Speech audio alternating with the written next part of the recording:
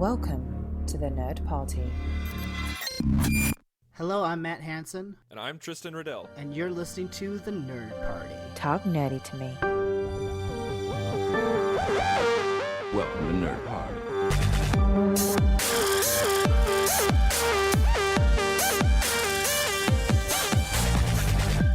This is episode 27 of the Nerd Party, and thank you so much for downloading, subscribing, listening, commenting, emailing us, tweeting us. Thank you so much for all that you do for the Nerd Party. And we are really excited because at the time of this recording, it is Comic-Con weekend. And sadly, neither Matt or myself can make it to Comic-Con, but we can live vicariously through our friends who are there and also the reporters who are there and who are leaking all the information as well as putting it out legally. And it is quite a spectacle this weekend. From what I understand, Tristan, although I know for a fact that a lot of people think Comic-Con's amazing, and I'm sure it is. I've never been, but I've seen more than a few tweets that say that actually staying home and listening to the news leak out is actually much more preferable to fighting the crowds and dealing with all the large convention nonsense. I made a post the other day about how I would love to go to Comic-Con someday. I think it would be a lot of fun just being around that much stuff. I would too. That many, like seeing that many releases and having quote unquote insider information the moment it happens. Don't get me wrong. I totally would love to go someday. But I don't like people enough to be around that many at one time. No, you're kind of a misanthrope. I would argue with you, but it's true. And it's I love the idea of Comic-Con more than Comic-Con, I think. Yeah, but I mean, in this day and age of the internet, I mean, they may hear it minutes before we get to hear it, but that's about it. And that's okay. I'm glad that you said that, because before we get into our main topic, and our main topic is movies of the 90s, and specifically family movies. The leaked trailers, leaked information, and everything like that. Here's what I don't understand. Now, they premiered the new Batman vs. Superman trailer at Comic-Con, and the moment after it was played towards a live Comic-Con audience, it was released online. Now, they didn't do that for all of the trailers, and more importantly, the one that I noticed the most that they didn't do it with was Suicide Squad, which was another DC property, but several leaked versions went out online immediately. Now, they knew that this was going to happen.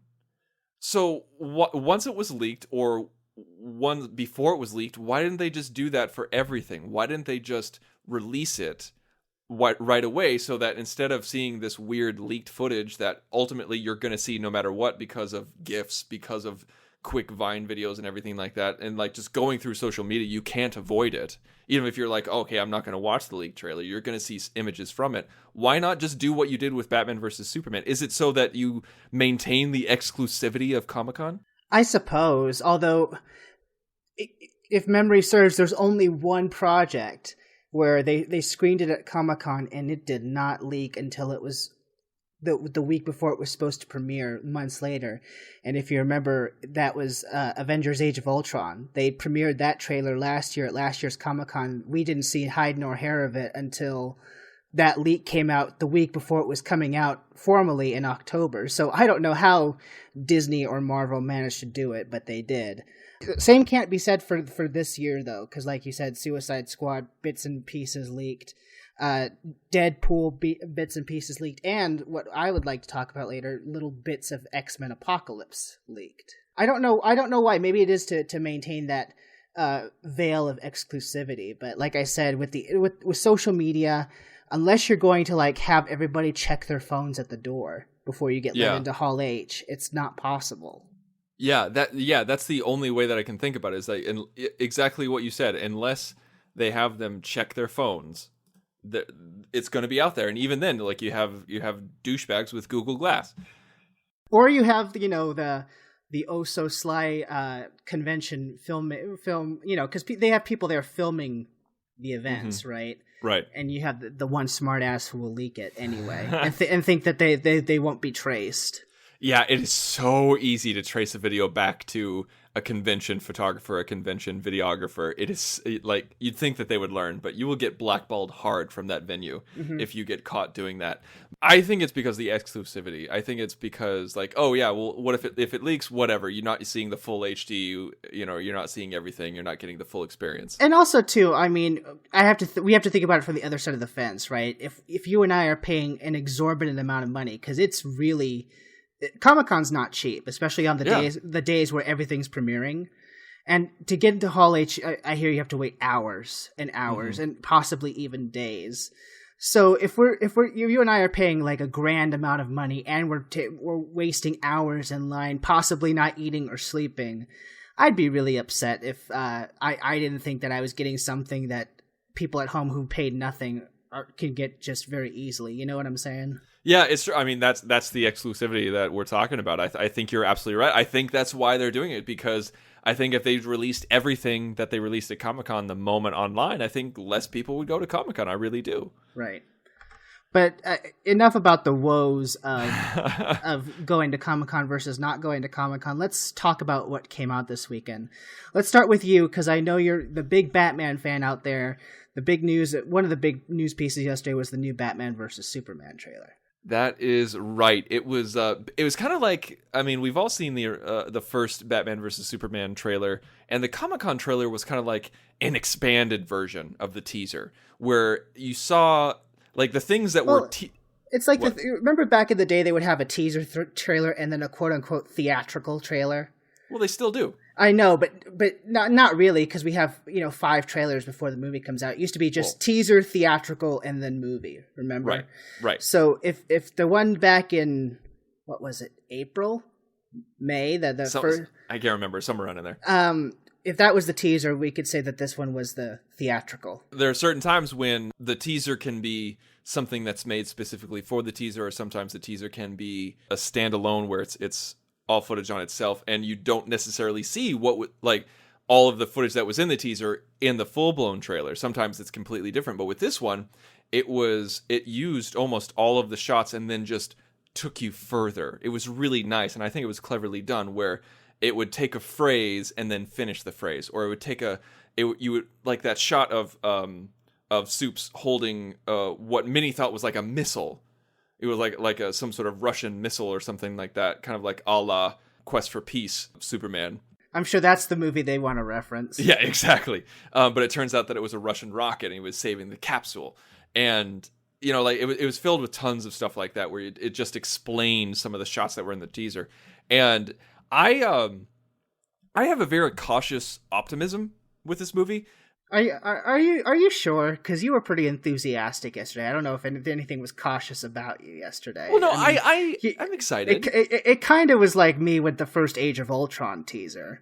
Although I don't know if anyone can match that. No, not trying to sound immodest here, but no, I wouldn't go that far. I understand why you're saying that and where you're coming from with that, but I wouldn't go that far because as of right now. The Age of Ultron trailer got me more jazzed than I have been for Batman vs Superman, and you know that I'm a bigger DC fan than I'm a Marvel fan. Mm-hmm. That's where my cautious optimism comes from, is because Man of Steel, I think, was very uninspired. I like it more the more I watch it. I think it gets better the more you watch it, and I kind of forgive some of its failings, but I still don't think it was a great movie, and so that's what kind of gives me my cautious optimism. And also the trailers have not given me that tingling sensation that the Nolan trailers did. You know what I mean? Yeah. Also, and I will admit this on the podcast, I admitted this on Twitter, and I will admit it on the Nerd Party, I am slowly getting used to the idea of Ben Affleck becoming Batman, or being Batman, because I was like everybody else. Like when it was released, I was the person who was like, no. I remember that evening too. I think I had just come out of the movies because that was actually announced surprisingly late at night, from what I remember, and because usually they when they drop a big bombshell, it's early in the morning or in the afternoon, so people can talk about it all day, right? Right. Yeah, it's so that like the news outlets can cover it, so that like they do it around like Pacific time, so that way everybody in the country can tweet about it, blog about it, and everything like that. But this was later at night. Like I remember texting. I texted my buddy. I said Ben expletive Affleck, and then my buddy had no idea what I was talking about. He's like, yep, that's his name. And I was like, no, Google it. And then I just get a text back that just went, no, why, no. I'm slowly turning around. I mean, I'm hoping that I'll eat crow, because I really do, because I want this to be good. I want Ben Affleck to be awesome, and I think what happened was Gone Girl happened, and like. I appreciated what he did in Gone Girl, and I loved him so much in Gone Girl that I'm like, okay, if I can love him in a Fincher film, maybe I can love him in a Batman film. Yeah, I will say, he was the one part of the trailer that made me raise my eyebrow in a good way. Like it's no secret that I have much more guarded feelings about this expansion of the DC movie universe than you do, but he's the one thing that I think, hey, that could actually work. And there was actually talks this week that he's going to direct a solo Batman project. That's the one DC film that I would actually look forward to. From what I read yesterday, it was just, or 2 days ago, it was just him writing it. Now, like, there's been a lot of rumors about him directing it, because a lot of people are saying, are believing that he only took on the Batman role so that he could direct one day a standalone Batman film. And I think that would be awesome. Yeah, I mean, like I said, that's the one DC movie that I would look forward to, because say what you want about Ben Affleck, the actor, right. Ben Affleck, the director, has actually really been really good. I really loved Argo and The Town, He's absolutely proven to be a solid director. And I don't think anyone can argue with that.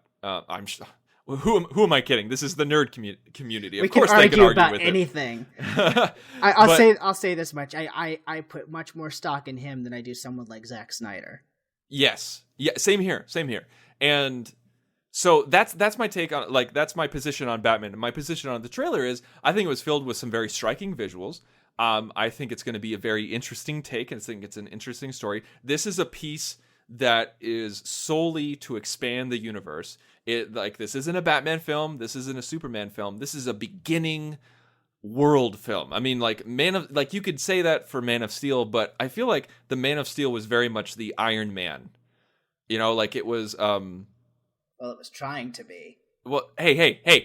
Okay, be nice here. I'm giving good props to Marvel here. So, Iron Man started the MCU. And Man of Steel started the DCU, and then just like they could have done Man of Steel 2, they could have done a standalone Batman film, but no, they did. They took it in a direction that no one thought they were going to. It's not a Justice League film. It's not a Batman film. It's not a Superman film. It's a combination of everything, which I think is pretty cool. And with this, I think what we find out, and what a lot of people thought was going to happen, is that. I'm glad that they're not shying away from one of the major criticisms of Man of Steel, and that is the destruction of Metropolis. Just the sheer massive craziness of how, I hated how much of that happened, but I'm glad that they're using that in this film. And at the beginning of the trailer, we see Bruce Wayne, not Batman, Bruce Wayne, and we see Wayne Financial Tower just collapse, and Batman is pissed. And I love that as a beginning premise for the film. It's interesting for sure. The only thing that I don't like playing the role of the cynical nerd. In fact, I despise the cynical nerd. But the thing you're going to anyway. I'm gonna play devil's advocate, because I think that's a much better term for it.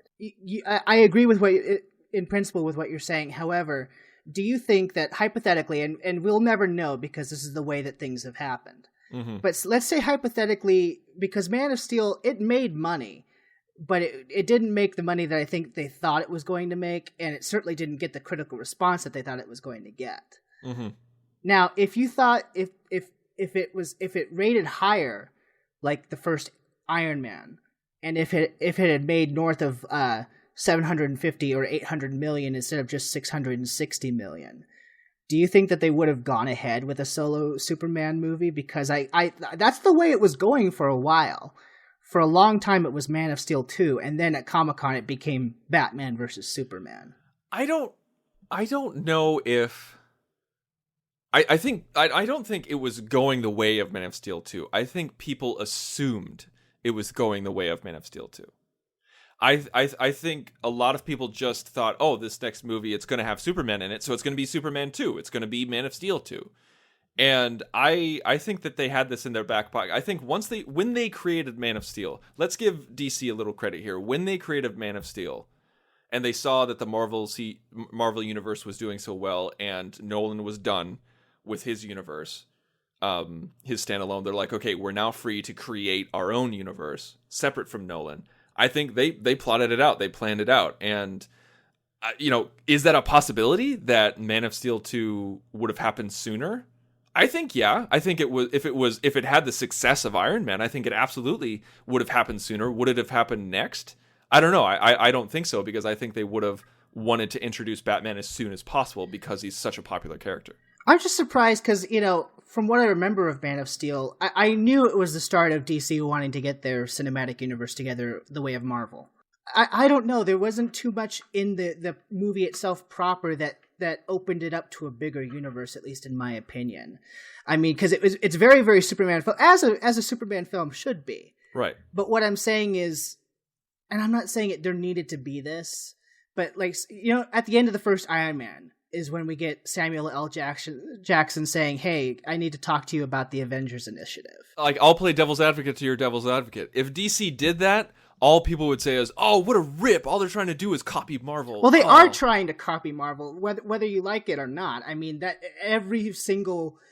And this is not just DC, too. Fox is on this right now. Sony was going to be on this before Amazing Spider-Man 2 took a big dump at the box office. Everyone is trying to get their heads around this sort of cinematic universe idea. So I don't know if it would have met with that level of cynicism. I just would have liked to see something trying to set up a bigger universe. And it just seems like, to me, as someone who's a little bit more skeptical of the whole thing, is like, well, that didn't do so well. Emergency move, let's put Batman and let's stuff everybody in here so we can get on that Avengers money. If you want to take it that way, you could say like Marvel was just trying to copy DC by saying we want to make a picture that'll make $1 billion like Dark Knight did. Well, but that took years and years, and we didn't even know if it was going to happen. I do remember. I don't remember.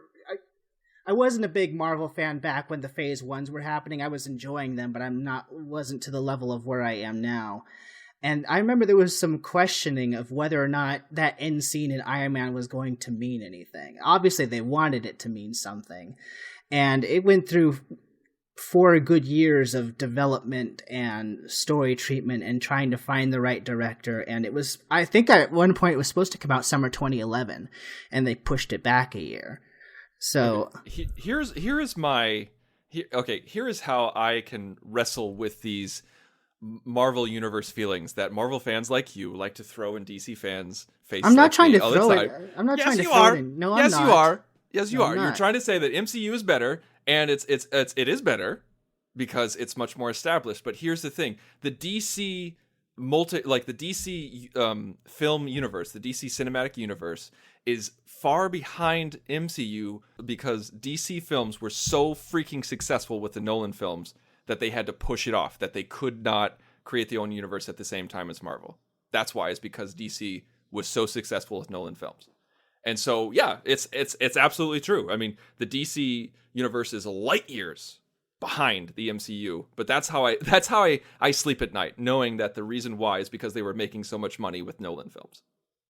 Yeah, that could very well be, and I'm really not trying to throw it in your face. I do like Marvel better than DC, but I don't wish death and destruction upon the DC cinematic universe. That. I don't think you do. I'm not a troll like the online people are.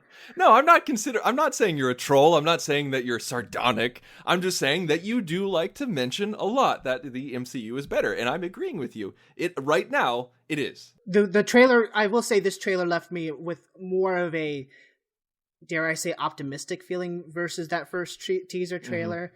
Mm-hmm. The only thing that I will say about the two, versus movies next year, because Captain America Civil War is also, Cap versus Iron Man. Yeah, we could. I kind of wish that they called it that. Well, we don't know what the focus is going to be. I trust the writers and stuff to make it a more Captain America film. I will say at this moment, as the Marvel fan, I'm a little bit more invested in that film versus this film, only because I've gotten to know who the characters of Tony Stark and Steve Rogers are over the course of what is it now, 11 movies Yeah. that they've done. So like I'm invested in their conflict. Here I feel like, and I'm not saying that they won't be successful, but they have a lot to do in this movie. And I wonder what the movie's runtime is going to be, because you have to reintroduce Superman because he's only had one adventure before this Superman, Henry Cavill.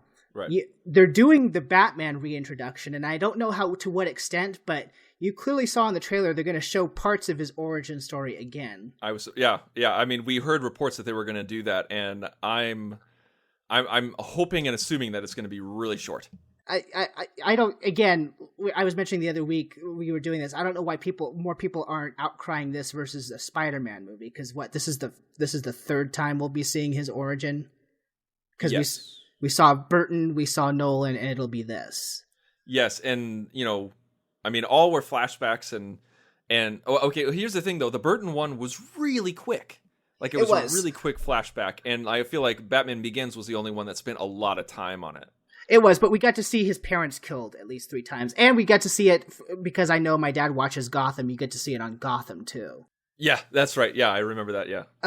So there's that. You have to introduce Wonder Woman. You have to introduce, theoretically, the rest of the Justice League members, because the next one after this, besides the Wonder Woman solo, is Justice League 1. They're going right from this to Justice League. So, and they're in this movie. I heard they're in this movie. Yeah, well, but I mean, here's the thing. And this also gives me hope. Like what you're saying what worries you, and you completely founded. It's completely realistic, your worry. The same thing that worries you actually gives me hope. Because Zack Snyder, in his best form thus far, beyond everything else, has been Watchmen. That's what I keep hearing. I need to watch Watchmen. The thing is that with Zack Snyder, it's like Tim Burton. He's just one of those directors I'm not saying he's a hack or anything. I'm just saying that I don't particularly care for his aesthetic. And that's completely fine, because Zack Snyder has a very distinct aesthetic. And the thing is, though, Watchmen had crazy amounts of characters and vast structure going over long distances, flashbacks going back and forth between present and past, and dealing with supernatural beings and superheroes and government and policy. And so I feel like, because it is so like that structure, I think is going to be very similar to this Batman versus Superman structure. And so I think that's Zack Snyder's wheelhouse. I think I have faith in him doing what he does best, and that is a Watchmen-style film. And I think that's what we're going to get here. You're probably right. I do remember Watchmen being a little bit more divisive when it comes to critic and audience opinion.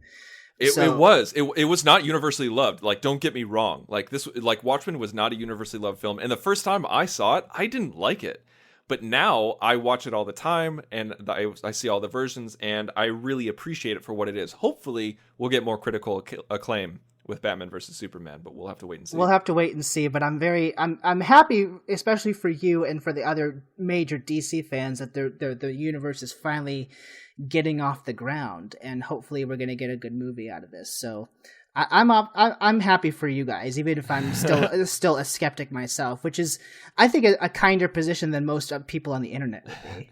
Well, I mean, and just remember, like you said, like Marvel has how many films? Like 11? Yeah. Yeah. Okay. So we have, like, DC has 1, Marvel has 11. So we don't even really have a built universe yet. We have a beginnings of one. Right. So like people need to lay off just a little bit. Yeah, and I'm going to. And I know we've already spent 25 minutes, but we've already explained to people that when they get a longer show, it's because something's happened. It's true. Like, and actually, like, people are listening right now. If we don't get to the 90s movie stuff, we'll just do it next week. Right. So, yeah. But before I talk about Suicide Squad, because I've been talking a lot, I want to hear about what you're excited about. Well, what I'm excited about, unfortunately, was not leaked as much as... Well, Batman vs. Superman wasn't leaked, it was released. But this hasn't been released yet. But the panel that I was looking forward to most, since Marvel Studios was not going to be there this year, was the Fox Marvel panel, because that would be my second favorite love after the Marvel Cinematic Universe. And specifically the panel that I was hoping that they were going to have, it wasn't confirmed that they were having it, but they did have it for X-Men Apocalypse, which, if I had to rank my most anticipated superhero films of next year, that would be second after Civil War. Okay. And I, from what I understand, it went very, very well. And I actually pulled up a description of some of the footage that was shown yesterday during the panel, because, like I said, this was not leaked in full to the internet. But here's from a website that I frequent called ScreenRant.com. Oh yeah, I go there all the time. Okay, so here's what they have, and just bear with me because there's quite a few bullet points. But it sounds from the description of this footage, you know what it sounds like, Tristan? It sounds like The Last Stand in the Phoenix Saga done right. Awesome. So here we go. The footage begins with young Jean Grey, Sophie Turner, having nightmares, visions of an apocalyptic future as Charles Xavier, James McAvoy, calms her down, reminding that it's just a dream, but it's not. We hear Apocalypse speak for the first time, reflecting on his long and storied godlike history. Quote, "I've been called things over many lifetimes. Ra, Krishna, Yahweh." Oh, okay. Then we see Moira McTaggart, Rose Byrne, who returns from X-Men First Class, speaking to Xavier. Quote, "Ever since the world found out about mutants, there have been secret societies, cults who see them as some kind of second coming or sign of God. She's been tracking them from the first of them, Apocalypse, and she says they believe that tens of thousands of years ago an ancient being was born, the world's first mutant." And then sizzle reel shots throughout the teaser of familiar characters, including Blue and Non-Blue Beast, Havoc in Havoc in the X-Base, new Cyclops in costume, and young Nightcrawler featuring the same lines and design as the X-Men 2 version played by Alan Cumming. Apocalypse voiceover continues throughout the teaser, and the rest of it goes like this. Quote, "I was there to spark and fan the flame of man's awakening, to spin the wheel of civilization. We see Magneto with old soldiers in the forest. Quote, 'You are all my children and you are all lost because you follow blind leaders.' We see Apocalypse and Mohawk rocking Storm enter what appears to be the underground lair of the Morlocks, and where ragged Magneto, Michael Fassbender, stands with other mutants. Magneto turns and looks at Apocalypse and retorts, 'Who the F are you?' Although that's their one F-bomb. Apocalypse is there to recruit Magneto as one of his 4 horsemen and says, quote, 'Come and see.' This is where we get our first look at Apocalypse's costume. It's extremely outlandish with the blue. His face is blue with the pattern design. It sounds very, very end of the world sort of thing. And, quote, 'Everything they've built will fall from the ashes of the world and we'll build a better one.' More sizzle reel shots. Cyclops blasting a roof. Quicksilver running super speed through some of the halls of the X-Base. Psylocke in her actual comics costume. We see Apocalypse and his this is interesting now. Apocalypse and the 4 horsemen, Magneto, Storm, Angel, and Psylocke in the X-Base. And Magneto lifts Professor X and his chair in the air and pulls it towards them with his powers.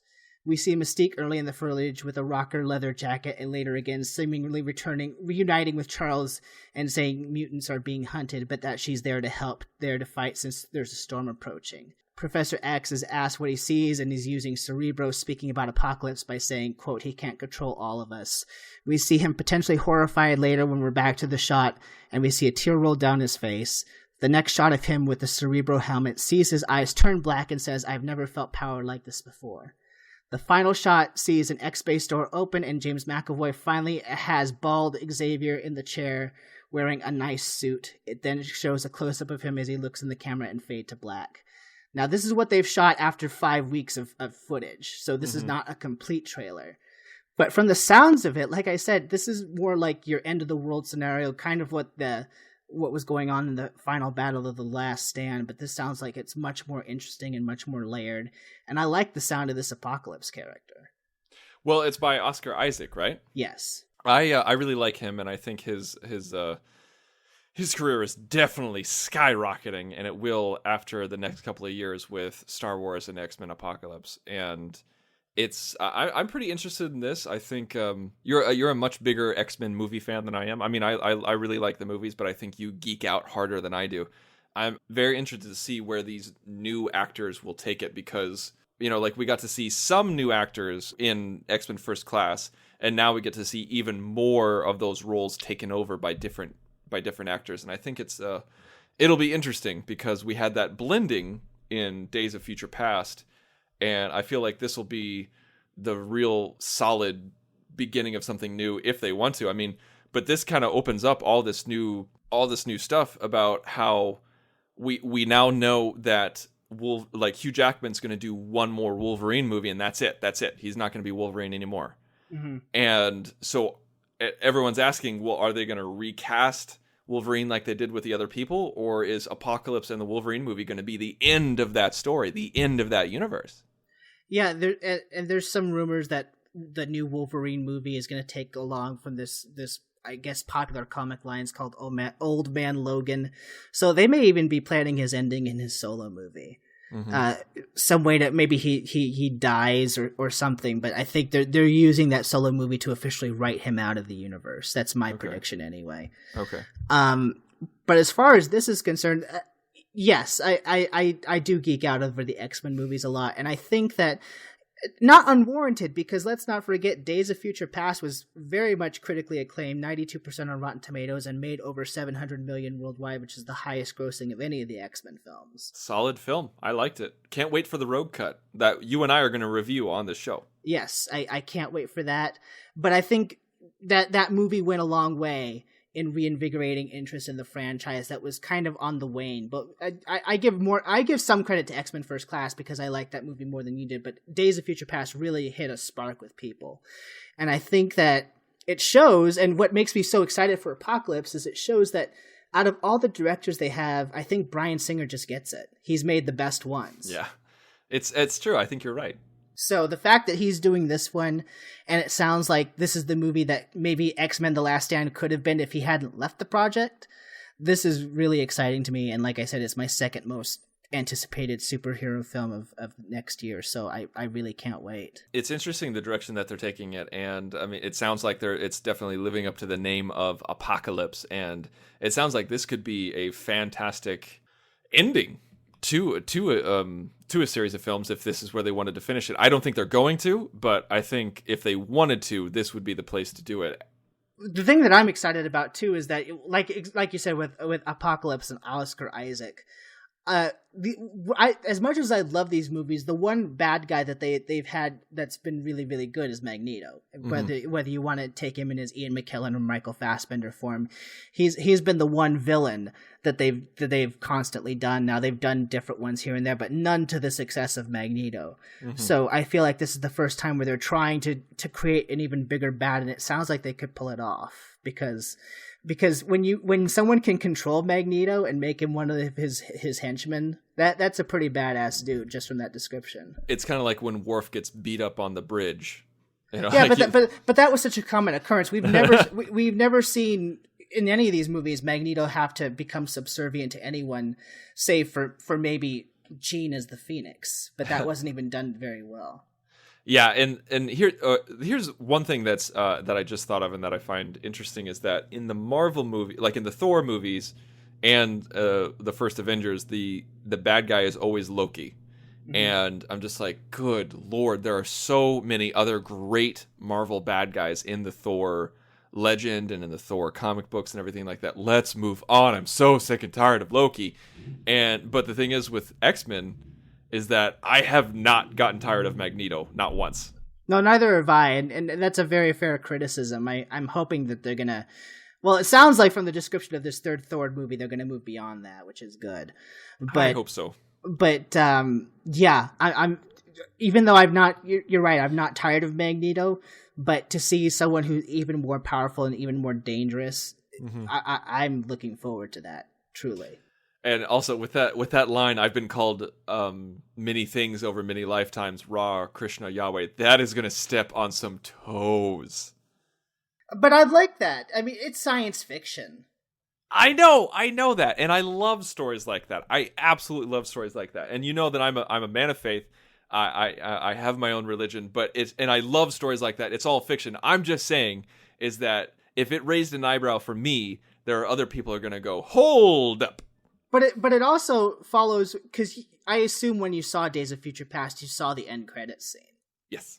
So it follows on from that. I mean, you had people back in Egyptian times worshiping him. Mm-hmm. And at the same time, the fact that he's called Apocalypse, and aren't the four horsemen biblical too?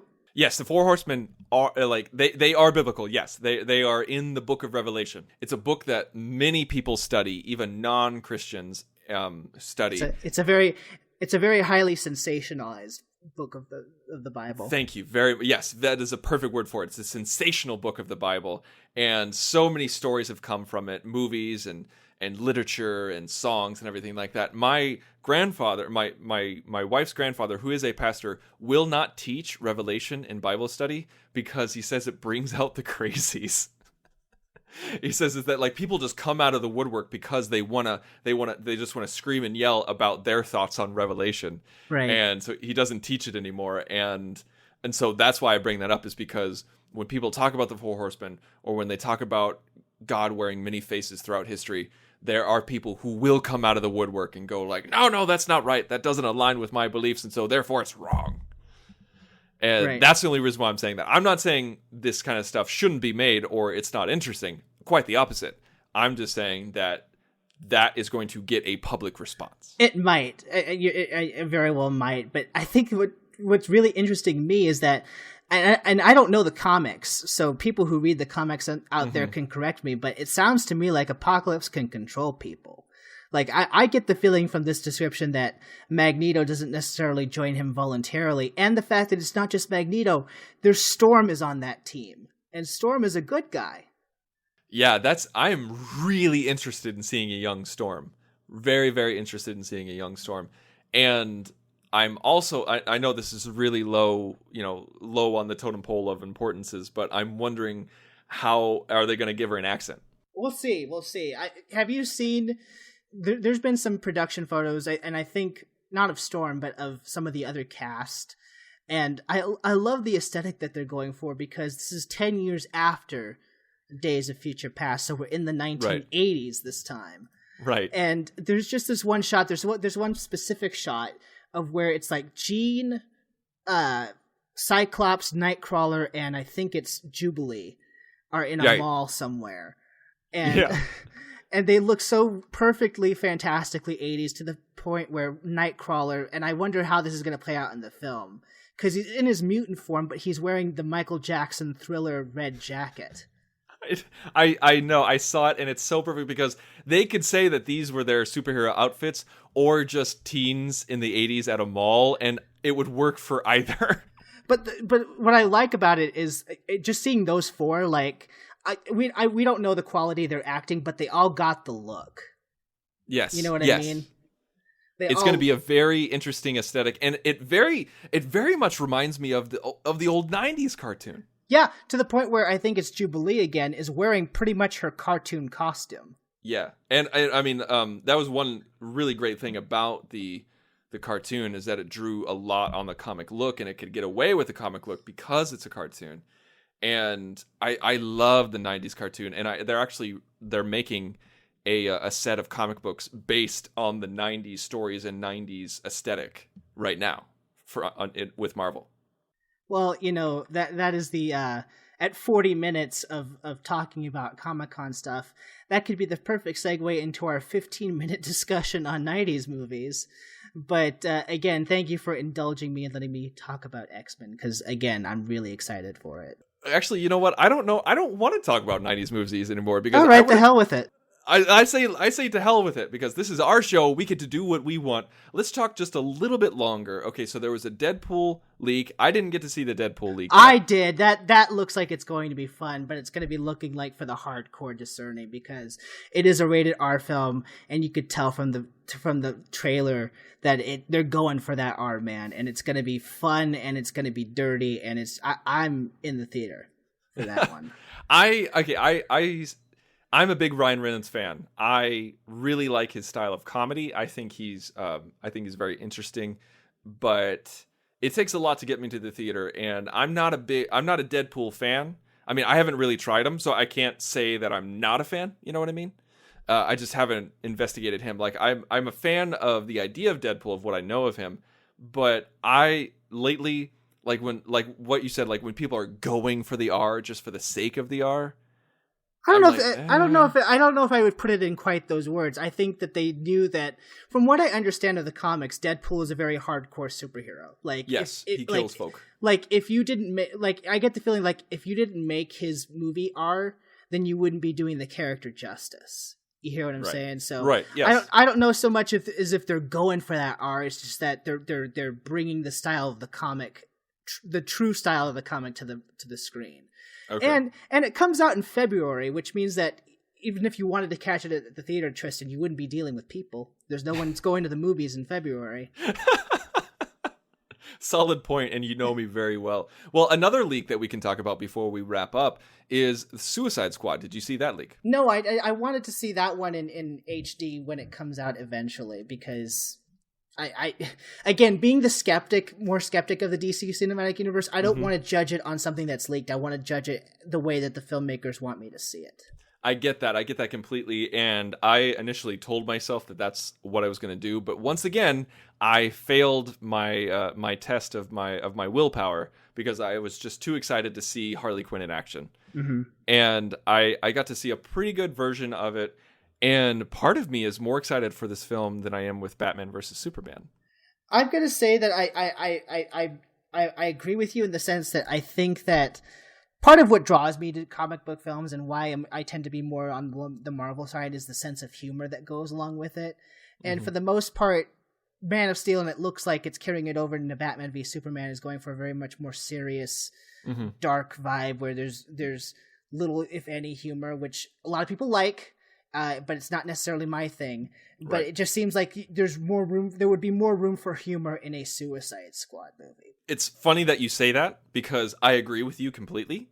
I think the Suicide Squad can be very funny. In the comic books, they can be funny.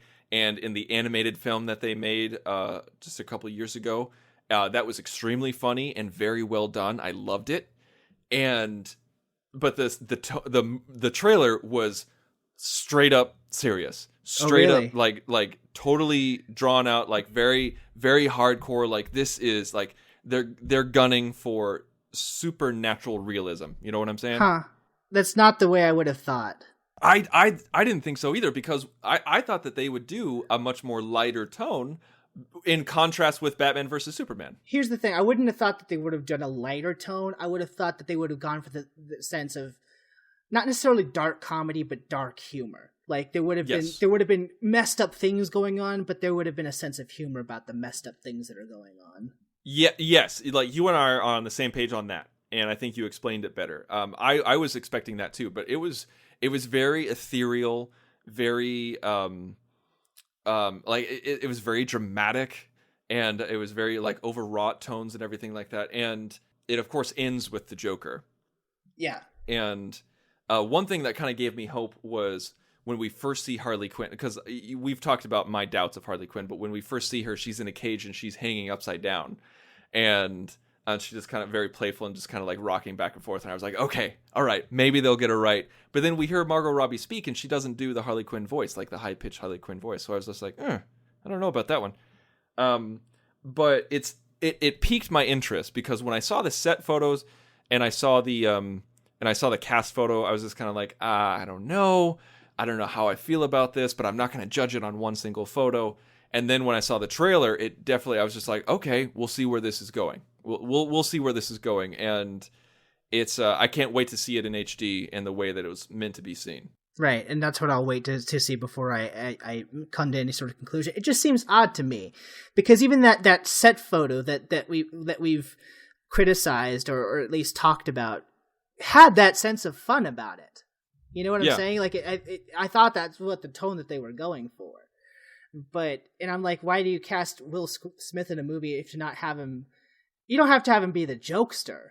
Yeah. But every time, here's the thing. Every time they've tried to make Will Smith serious, I can't really take him seriously. Well, and here's the thing. This is just a trailer. This is just a Comic-Con trailer. And so this could just be showing one side of the film, kind of like Fantastic Four did, where when the first Fantastic Four trailer came out, people are like, oh, the comics are supposed to be funny. They're supposed to be fun. It's supposed to be a sci-fi adventure, not this DC style crap. And then we started seeing more TV spots from it, and it started showing the lighter side and everything like that. So agreed. And even I'll bring up my stuff. Even last year with Age of Ultron, that first trailer is very, very dark. And as we saw in the finished product, there are dark tones, but it's still fun.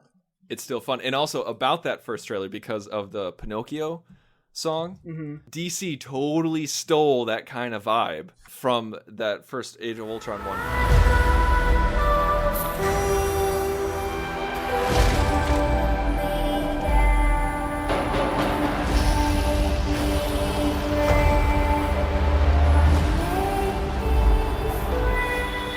Suicide Squad trailer, they kind of do the same thing. It's not a child's voice, but they take a popular song like the I Started a Joke, that song. Do you remember that song? I think so, yeah. I started a joke which started the whole world crying.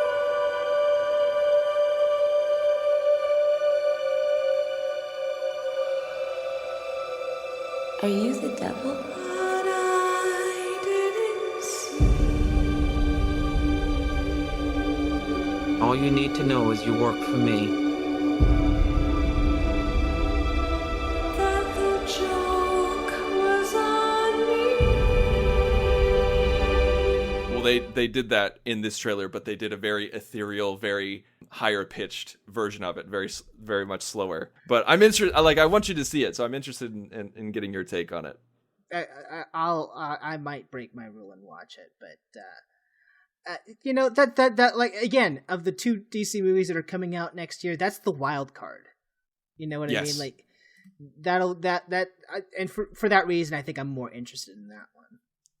I'm kind of hoping that Suicide Squad will be like the Guardians of the Galaxy with That's Marvel. what I thought it was going for when they first announced it, because it's this group that people may not have necessarily heard. Now, it's comprised of people that definitely people have heard of, but something like Harley Quinn. And Joker, I don't think, is part of it, or it's not going to be part of it in the film. Well, no, I mean, like, he's not a part of the Suicide Squad, but he is going to be a major part of the film. Correct. So it's featuring characters we do know. They have that over Guardians, but the rest of them, I have never heard of. Now, that's just because I don't read comics, but I'm hoping that, like, there's like half of the people I've heard of, half of the people I haven't in Suicide Squad. But in the realm of Guardians of the Galaxy, I'm hoping it'll be that surprise sleeper hit where, like, no one really expected Guardians of the Galaxy to do as well as it did. Right. And I want Suicide Squad to do what Guardians of the Galaxy did for Marvel. I want Suicide Squad to do for DC. Well, we'll see next year, next August. It does have the Guardians slot. Early August. We'll see. Well, we totally ditched our 90s movie thing, but we'll do that some other time, folks. I doubt that there were that many people who are like, oh, shucks. But we just, when Comic-Con's happening, we should have planned better, because we should have known that this was going to happen. And actually, we may get to that later rather than sooner, only because there's so much stuff happening in the weeks ahead, Tristan. Yep. Because we've got the road cut of X-Men Days of Future Past coming out this Tuesday. We've got Mission Impossible Rogue Nation coming out in a couple of weeks at the end of the month, and I would love to talk about the Mission Impossible films with you, because I'm watching them for the first time besides 4, because I've seen 4 before. And I'm really digging it, and I'm getting really, really excited for this 5th one, so we'll have to talk about that. And also, the week after that, after I come back from the Star Trek convention in Las Vegas, the Fantastic Four reboot will be out. Oh, yeah. The movie that everybody forgets about. I think I'm excited. This is going to be a very fun summer for the Nerd Party, and I'm interested in seeing what happens. Now, thank you so much for listening. You can find me on Twitter at @TheInsaneRobin. And you can find me at mhanson0207. Please go to our website at thenerdparty.com, where you can find all of our previous shows, and you can also message us using contact@thenerdparty.com as an email address. Thank you so much for listening to the Nerd Party, and join us next time. We will definitely talk about our topic. Maybe. Coming up next week. It's going to take all of us to end this war.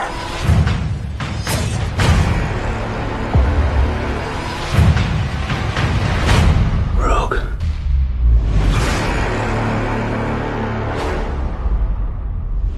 Join the revolution. Join the Nerd Party.